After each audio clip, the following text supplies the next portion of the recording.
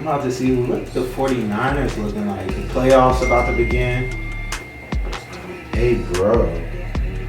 Who is this? I don't even know who that is. Anyways, what the 49ers doing? I'm so happy for you. 443. Who is this? I'm not gonna even. I heard about the major milestone. Who is this? Wonder who this is. Let's link. Tell me how you do it. I don't even know who this is. Who is this? I'm just curious. This is Dre. Dre that used to go on me, that never believed in me. He's congratulating me. Hold up. Dre. This is crazy. Let me be cordial. Thanks, fam. I'm gonna just add the fam because you know how, just to show that we're there, but we're not really that cool. Have you ever been in a situation like that? Have you ever been celebrated by somebody who has previously offended you in times past? You get a major milestone, an achievement occurred, and then now people who once hurt you and offended you are now here to celebrate you. What do you do in those moments? Do you just give them a thanks, fam? Do you give them a I appreciate it? What do you do in those moments? Reality is, the Bible says that we are called to forgive as Christians, and I want to give you 3 strong reasons, 3 strong arguments why you should forgive. You're gonna like this one. Hey everybody, I want to share 3 reasons why we should love those who have offended us in the past. Now, I know that this topic isn't really a feel-good kind of topic, or it's a topic really that you really struggle with in reality, because who really desires to help an individual that has caused pain, whether emotionally or physically? Nobody wants to do that. But the reality is, the Bible says in Matthew chapter 5:44 that we are called to love our enemies. In other words, the validity of our faith is found in our ability to love those who are either different from us or those who have hurt us. And so I want to encourage you with 3 strong points why we should love those who have hurt us. Well, I want to start off with this point, and this point isn't a part of my 3 points. So bear with me, but this point I have to get out of the way because it's the most obvious point.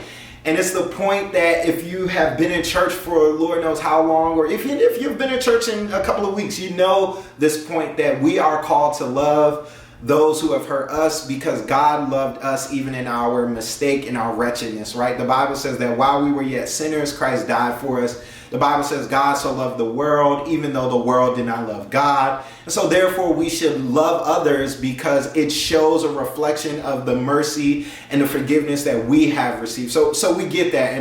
And I believe that wholeheartedly, and that's important. But I want to share with you 3 not so obvious and subtle points why we should love those who have hurt us. The first point is we should love those who have hurt us because somebody is watching your story. Now, I know that sounds disjointed, but it is the reality. Somebody is watching your story. Whether you have been offended and there were people on the side watching the story as a witness, or whether there was nobody around, somebody is watching your story. And I'm not going to just say that somebody is Jesus. I'm not going to give you the spiritual rendition of it, but I'm going to be honest that somebody is watching your story even if no one's around. And the person that could be watching your story is the offender themselves. And so what I mean by somebody is watching your story is that reality is how you respond to the situation is the narrative that people are looking at. Whether the person that is watching from the side as a bystander, or whether the offender, they're watching how you respond. And how you respond is critical. It does one or two things. Number one, it endears people to you. When people see that you are responding in a loving way, it only endears them to you. It only calls a desire in that person to help support and fund some things you're doing, whether it's by money, whether it's time, whether it's emotional support, whether it's connections and resources to help you get better and help you to move forward. How you respond to people could potentially endear them to you. And then on the flip side of it, how you respond to the situation, the offender could also repel people away from you. No one likes to help someone who believes that they're self-sufficient. Because what's the point of helping you if you got it all together? People like to help those who are vulnerable and transparent. And so how you respond to your offense can either endear people to you or repel people from you. And reality is you need people to move forward. You need people to reaffirm where you are in the season of hurt that you're in. You need people to speak identity and life into you. And you want those people to be endeared to you, not repel from you. And so it is important for you to love those who have offended you, because you want people to be endeared to you by the story via your response. The second reason why we should love those who have hurt us in times past is because it brings about a true liberty and a true freedom. I'm telling you, it is a powerful thing to look the offender square in the eye and say that you are forgiven. There is no wrong with me as it pertains to the situation. There is true liberty that comes about that case. Now, don't get me wrong. I'm not saying that by saying you are forgiven that you ignore what has happened, but it's what I'm saying is by you saying that you are forgiven, what it does is it's saying that you have no power over my life.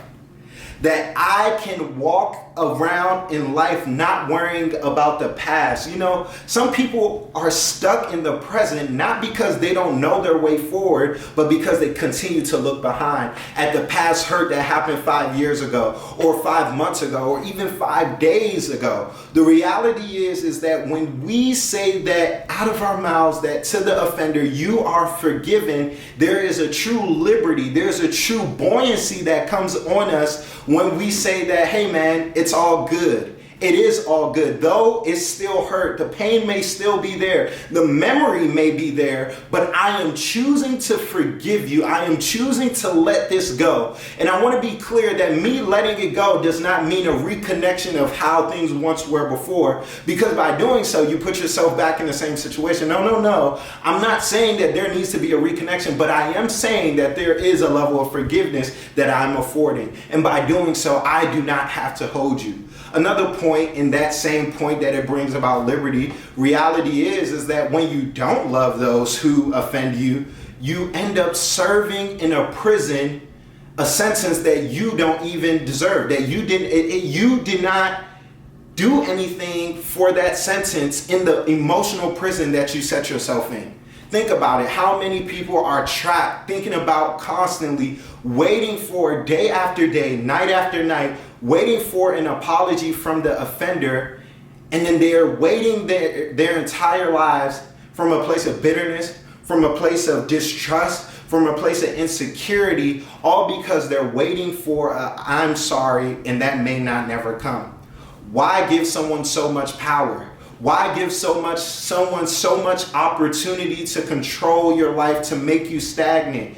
Why don't you just say, I'm going to let this go? Even if you don't say sorry, I'm going to let this one go, because it brings about a true freedom. And then the third point I want to leave you with is that when you choose to love those who have hurt you, it sets the tone for the next offense that will occur. Reality is, just like taxes, offense will occur.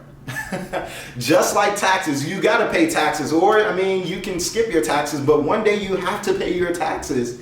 I want to let you know that it's going to come just like taxes. Offense is inevitable. You cannot avoid it. Where there's human connection, there will be offense. I remember this quote, I think it's by C.S. Lewis. He says, if you do not want to be hurt or offended, do not have human relationships, just get a dog.